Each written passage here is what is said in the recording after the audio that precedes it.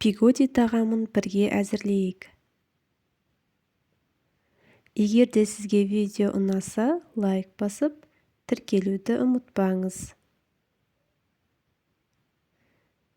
Өте дәмді әрі тойымды тағам түрі. Үлкендерге де, балаларға да өте қатты ұнайды.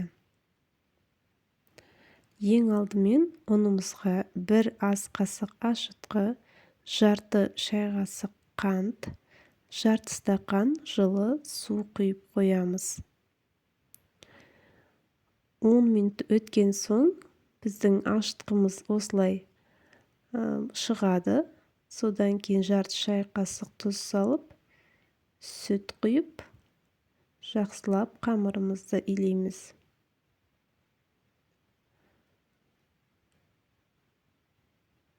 Жарты стақан су құямыз.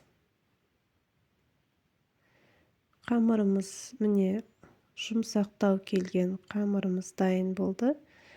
Бетін осындай целлофанмен жауып, 30 минутқа қойып қоямыз.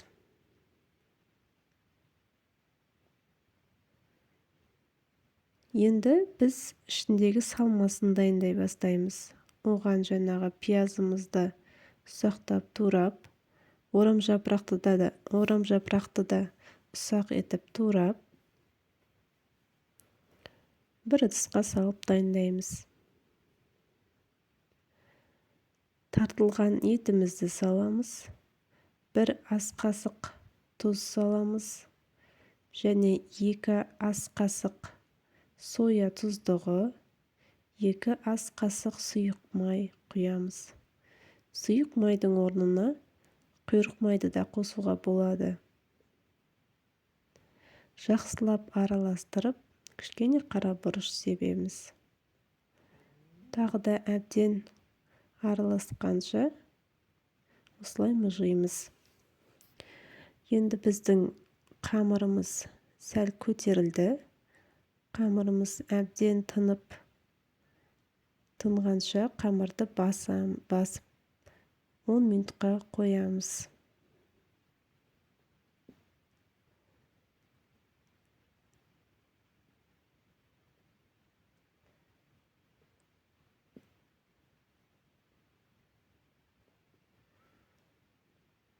Ендігі кезекте қамырымызды бөліктерге бөліп аламыз. Осындай кішкене бөліктерге бөліп, дайындап, пигоди жасайтын боламыз.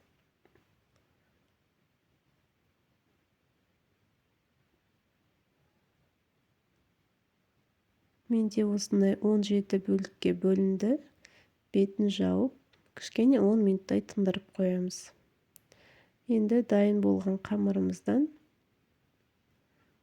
жаңағы пигодиімізді түйеміз. Осылай өру әдісін қолдануға болады.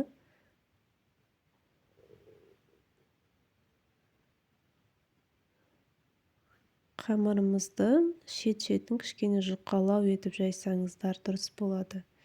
Себебі қамыр көтеріліп піскен кезде қалың болып қалмас үшін. Және де ішіне етті толтыра салыңыздар. Сонда дәмді болады.